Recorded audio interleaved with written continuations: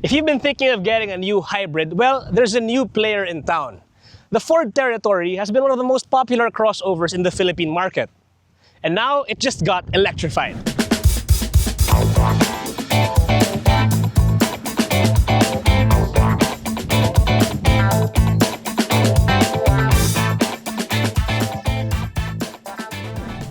So this is the new Ford Territory hybrid, which has just been unveiled here in the Philippine market. It's not a plug-in hybrid, it's a full hybrid electric vehicle. And guys, we are the very first country in the entire world to get this particular configuration of the Ford Territory. So now what has changed? So as you can see here on the front fascia, medyo nag-iba siya ng konti.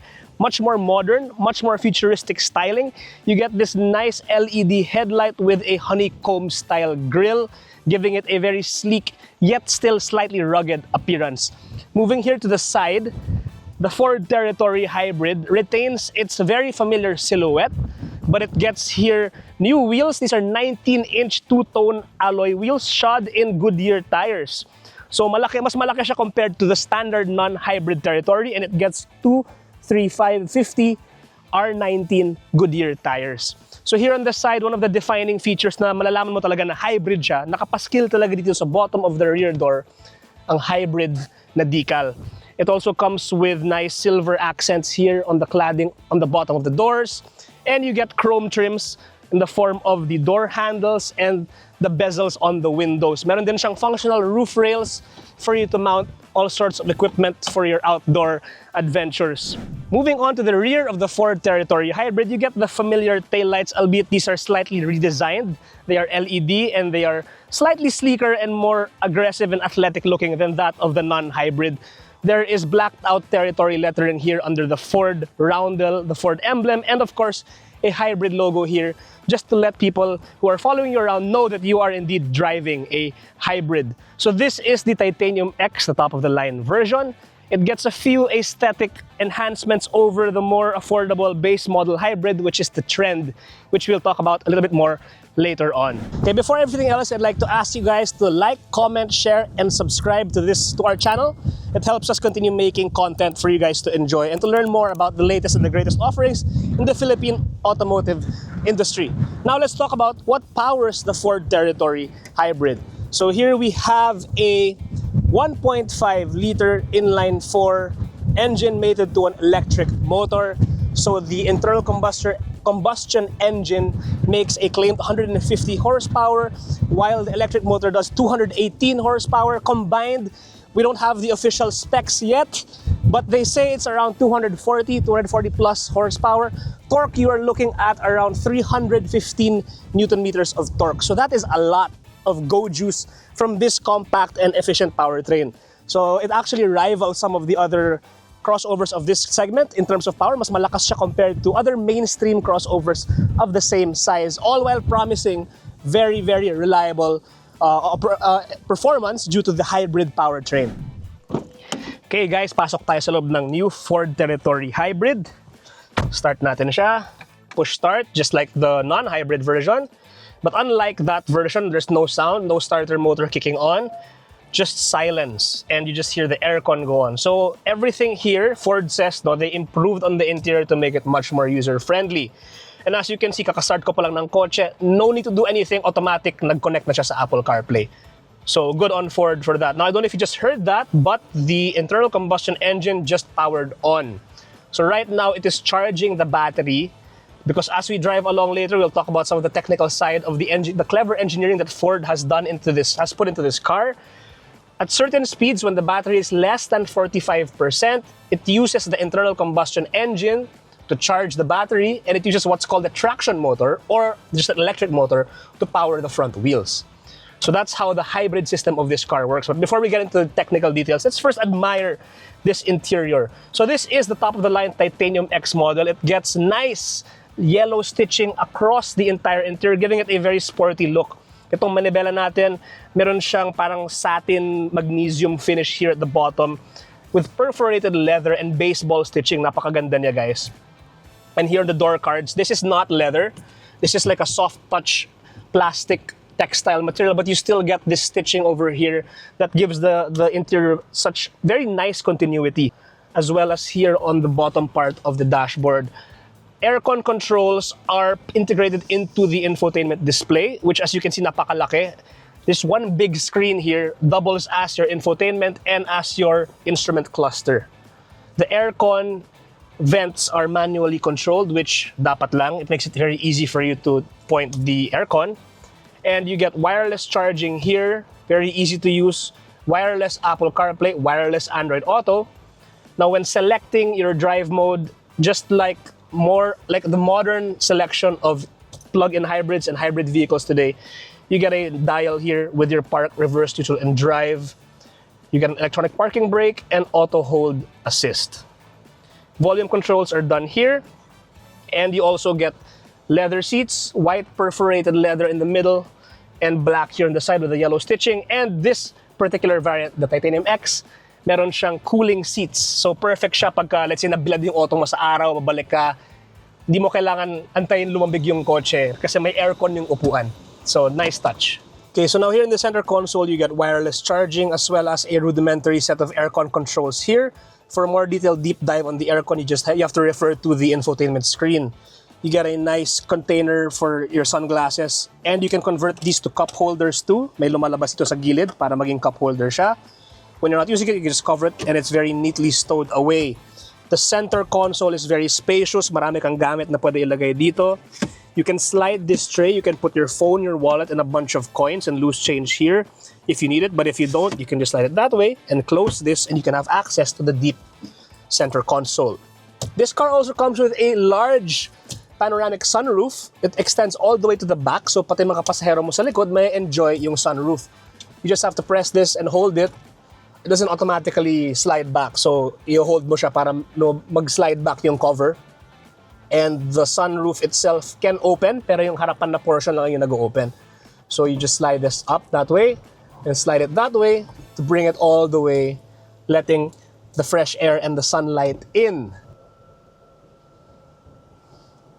Okay, so yeah, that's the sunroof. Very nice to have. You also get storage underneath the center console for your bigger stuff, maybe your tablet, your iPad, your purse, your bag. There's a Type-C charger and a Type-A charger, depending on your gadgets. So that's very convenient. So that's pretty much everything we need to know about the front of the cockpit of the Ford Territory Hybrid. Let's move on to the back. So now Ford markets the Territory as a family-focused crossover, and you can see very clearly that that's very much the case. So I'm 5'7" and I have this in my driving position. Ito, ang laki ng legroom. Kasya pa nga ang backpack dito sa in between my legs or in front if I wanted to. I can slouch and relax for a long road trip if necessary, and very nice yung seating position. Comfy, nice bolstering.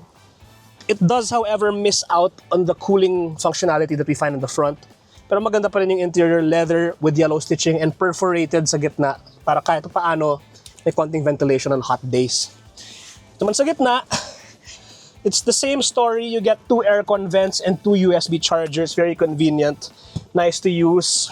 Comfortable also here in the middle. You get an adjustable headrest. So yeah, very nice interior here at the back. You get fold down center armrest for 2 cup holders kung dalawa lang kayo sa likod. Which I like the way Ford has designed this. Very ergonomically pleasing siya. Very relaxed, very comfortable. So yeah, let's take a look at the back. Okay, so now moving on to the cargo space of the Ford Territory Hybrid. The top of the line Titanium X gets a power tailgate. Stand back and let it do its thing. So now, yeah, and you can see even with the seats up, malaki na yung space niya, enough for a couple of maletas, maybe a smaller golf bag, and pretty much all the other stuff you need for a weekend out of town with your friends and family. But if you wanted more space, it's just a matter of folding the seats down, which is very easy to do. Let's do that for you right now. So as you can see, the rear seats, they fold down in a 60-40 split, and they allow you to carry much larger cargo than you normally would. Perhaps a bicycle, kung plantito or plantita ka, pwede mong saksakan lahat ng halaman mo dito for your garden.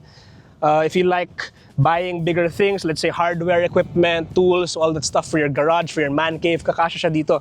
You can also remove this tonneau cover if you want to. So yeah, that's a lot of space. Now underneath this floorboard, you get all the tools and all the stuff you need for troubleshooting this car. You get a small space saver, spare tire, you get an early warning device, a jack, and a tire wrench as well as a tow hook. The works. So yeah, closing it is as simple as that. Automatic tailgate does its magic. So yeah, there you have it guys. That's the interior of the Ford Territory Hybrid. Let's now get behind the wheel. Tingnan natin how it's like to drive this car.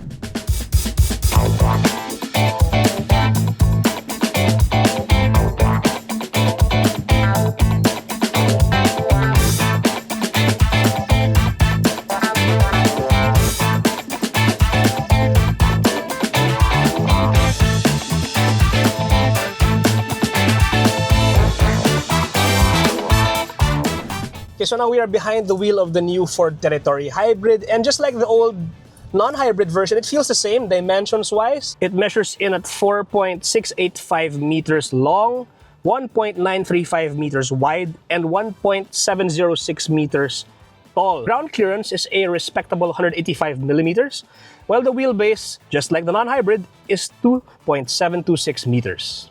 But as far as driving dynamics is concerned, ang unang mapapansin natin is just how much more power and how much more performance this hybrid version delivers. So as I mentioned earlier, 150 horsepower from the electric motor, 218 from the 150 horsepower from the gas engine, 218 from the electric. Combined, it's 240 plus. It's a lot more compared to the non-hybrid, and you really feel that, not just because of the sheer power figures, but also because of the transmission. So unlike the dual clutch transmission equipped in the non-hybrid, this one has a 2-speed hybrid focused transmission. So how does that work? So it's a bit technical. Ford employed a lot of clever engineering to get that work for this car. But in essence, meron siyang multiple modes, multiple hybrid modes. So it has a pure electric mode, it has a parallel hybrid mode, and a series hybrid mode. All of it works very seamlessly to create a very smooth and very responsive driving experience. So when it comes to the hybrid system of this car, specifically there are 3 components that work to make the magic happen. So syempre we have the internal combustion engine. And you also have the electric motor, which Ford calls traction motors. And the third piece of the puzzle, which is like the brain, it makes everything work together, is called the ISG, or the Intelligent Starter Generator. So that's what kind of shuffles the load between the electric motor and the internal combustion engine. It's what makes the magic happen, and what makes everything very seamless. Okay, so now when it comes to technology, not a lot has changed from the non-hybrid. You still get the intelligent suite of driver aids, lane departure, adaptive cruise control. In this case, it's powered by radar, so you get adaptive cruise control, and it measures the distance between you and the car in front of you, making the cruise control experience very seamless. Meron din siyang lane keep assist and lane departure warning. These two work together to ensure that you're staying in your lane no matter where you're driving. So it's just the push of a button here on the top left of the steering wheel automatically activates that lane reading, and the cruise control is just here on the left. Yeah, that's basically the comprehensive suite of driver aids that the Ford Territory Hybrid brings to the table.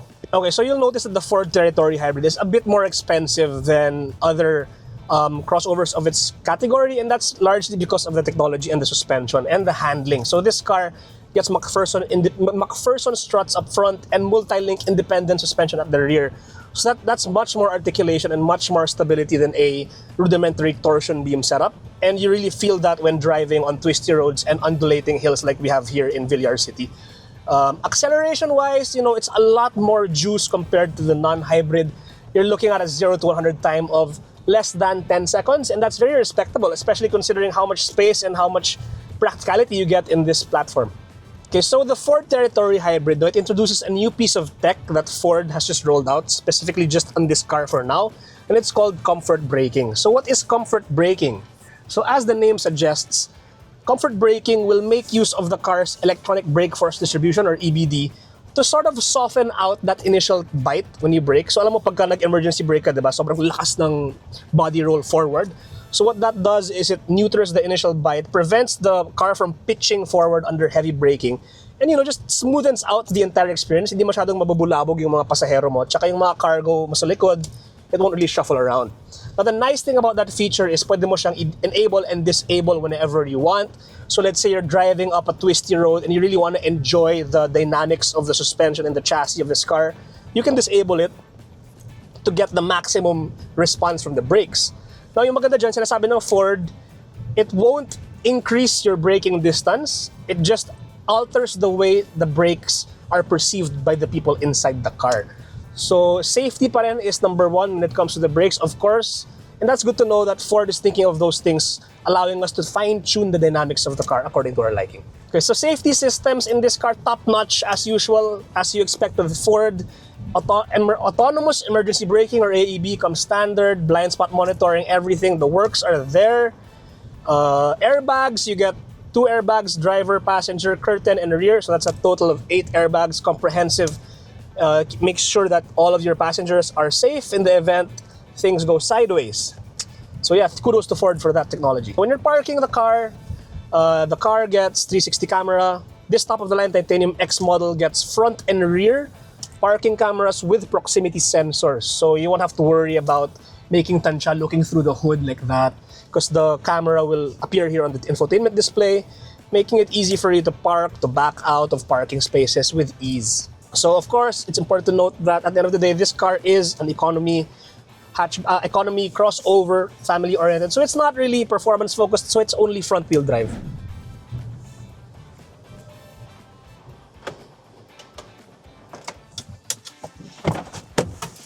Woohoo!